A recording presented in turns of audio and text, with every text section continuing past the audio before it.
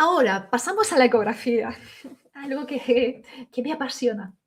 Fijaros, cuando nosotros hablamos de ecografía normal, tener en cuenta que si yo aquí, acordaros, tenemos la piel, el tejido celular subcutáneo, todo esto es el tendón rotuliano, aquí tenemos el pico de la rótula y todo esto es la grasa de Hoffa.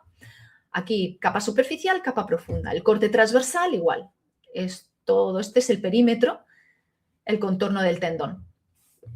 Ahora, en condiciones normales, ¿qué nos vamos a encontrar? Nos vamos a encontrar con un tendón con un patrón laminar adecuado. Fijaros estas líneas, qué bien trazadas están, con una ecogenicidad homogénea.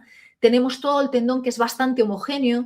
Aquí nos puede dar la sensación que es un poco masivo, pero no es que sea masivo, es que realmente esta es la capa superficial y tiene una ecogenicidad ligeramente distinta en algunos pacientes de la profunda. Y también lo fundamental en que nos vamos a fijar es en esa alineación y en el grosor que va a presentar el tendón rotuliano. Al igual que ya lo veréis ahora en la parte patológica, en esos aumentos o pérdidas de ecogenicidad.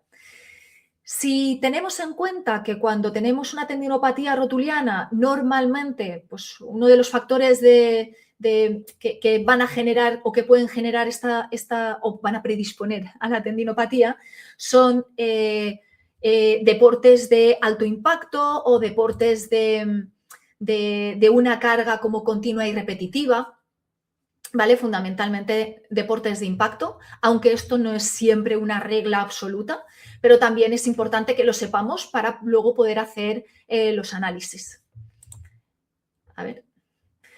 Entonces, si nosotros nos encontramos con un tendón rotuliano patológico, ¿qué vamos a ver? Mirad, normalmente lo primero que hacemos es un barrido. Vale, fijaros que yo aquí estoy haciendo un barrido del tendón y empiezo a ver que el grosor ha aumentado, que la ecogenicidad ha variado, ya lo veo aquí en esta zona bastante más hipoicoico con respecto a esta, y entonces podríamos decir que es un poco más heterogéneo. Fijaros que hay zonas donde ya no somos capaces de ver ese patrón de líneas, ese patrón fibrilar, y fijaros qué ocurre, qué curioso, que en la parte profunda del tendón donde se encuentra el engrosamiento, todo esto, que es la zona de la grasa de Hoffa, está mucho más hiperecoica. Esto nos pasa fundamentalmente en el tendón rotuliano y en el tendón de Aquiles. Fijaros a partir de ahora que donde engrosa y se genera el abombamiento, curiosamente en la parte profunda también hay un aumento de la ecogenicidad de la grasa. Ahora, ¿qué ocurre? Uno de las... no diría errores, ¿vale? Pero de las cosas que se nos pueden pasar por alto es que cuando nosotros hacemos un corte, un barrido en longitudinal, ¿no? Hacemos un corte longitudinal, barremos, luego cambiamos el corte, hacemos corte transversal y barremos, ¿vale?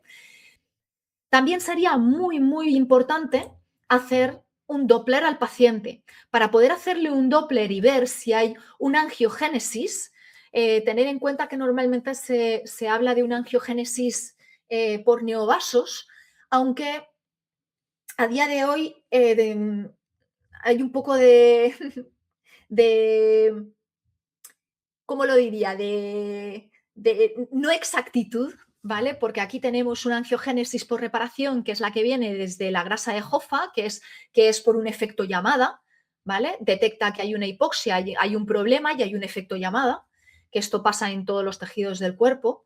Y luego tenemos los neovasos que se encuentran por esa cronicidad que genera esa tendinopatía.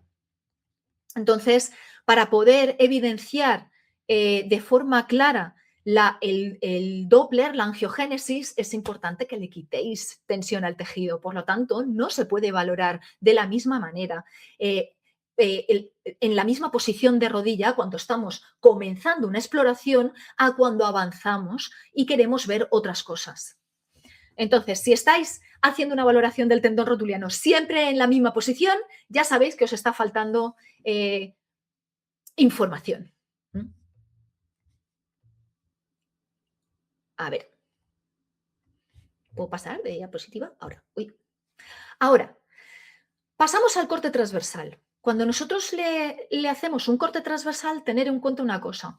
Evidentemente nos vamos a fijar igual en el engrosamiento, en la pérdida de cogenicidad, en la pérdida de patrón, de ese patrón punteado, pero hay algo que me gustaría que a partir de ahora miraseis y es dónde se sitúa la tendinopatía.